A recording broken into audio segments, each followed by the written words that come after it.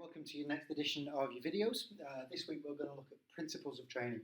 Now these are the rules that we follow in order to get better at activities, at sport, improve our fitness levels, to generally get better. And these are 5 basic rules. We follow the sport principle. The first one we're going to look at is specificity, how to make it specific. So we've got to really hone in on what we're trying to improve. We're trying to look at the specific needs of the individual and the specific needs of the activity. So what does this person need? What's this person trying to get out of it? What's their experience level? What are their fitness levels? Things like that. Then we're going to look at the activity. So what drives that activity? What are the fitness factors that you need to do? What are skills that are involved within that particular activity or within that particular part of that sport? So we may well look at goal kicking in footy. We may well look at driving in golf. It could be volleys. In tennis, it could be spiking in volleyball. But we're looking at individual little bits. We're trying to make it really honed in on what we're trying to improve. The next 2 link together, and that's progressive overload. That means gradually getting harder and doing more than we're normally doing. And we do that by changing four things. We change the frequency, so how often we train. We change the intensity, how hard we train. We change the time.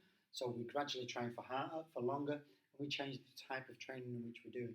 So we alter these 4 things in order to make this training program gradually getting harder so that we can force our body into adaptations. We're trying to make our body feel pretty uncomfortable, that it has to change things in order to cope with the activity that we're doing. If we're looking at cardiovascular endurance, we're trying to put enough stress and strain on the cardiovascular system that adaptations occur. So the heart gets bigger, you get more alveoli within the lungs, you get better at taking in oxygen, utilising that oxygen and not producing lactic acid, things like that.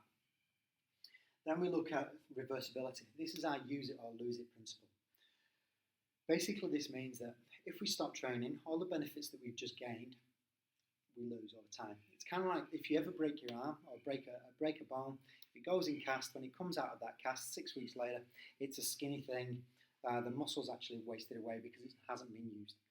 And that's the same for any particular area. If it's skill-based, we kind of get a bit rusty in what's going on. We forget how to do things. Then we've got tedium.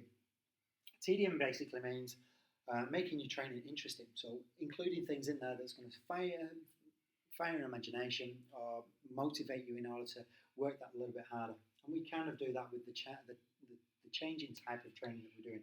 By doing these things, we can set goals and we can work our progressive overload into this tedium thing. So we're always working towards something and we're always achieving something and we're always trying to get more out of it.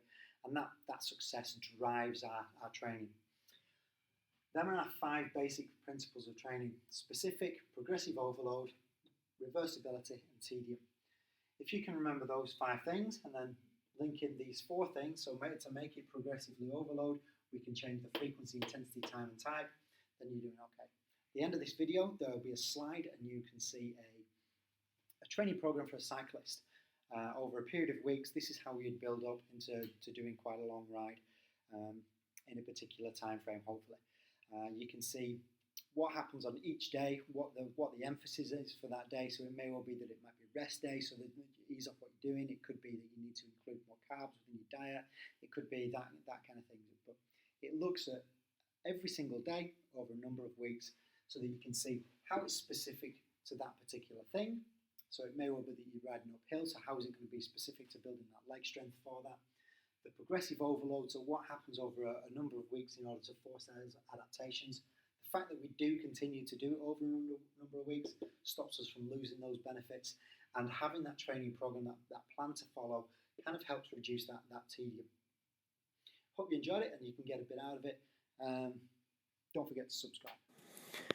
So if we look at the slide, you can see how it goes up from week to week and from day to day. So it gives you specific details on when you're resting, what your time of ride should be, what the RPM, so how fast your legs are going, the intensity at which you're riding, and the time for which you're riding for. So if we look at day 7, it goes up from 1 hour to 4 hours, but again telling you things like how much carbs and what speed you should be riding at. So this is a progressively overloaded training session, gradually getting harder, but each time pushing the body so that you have to force adaptations to occur.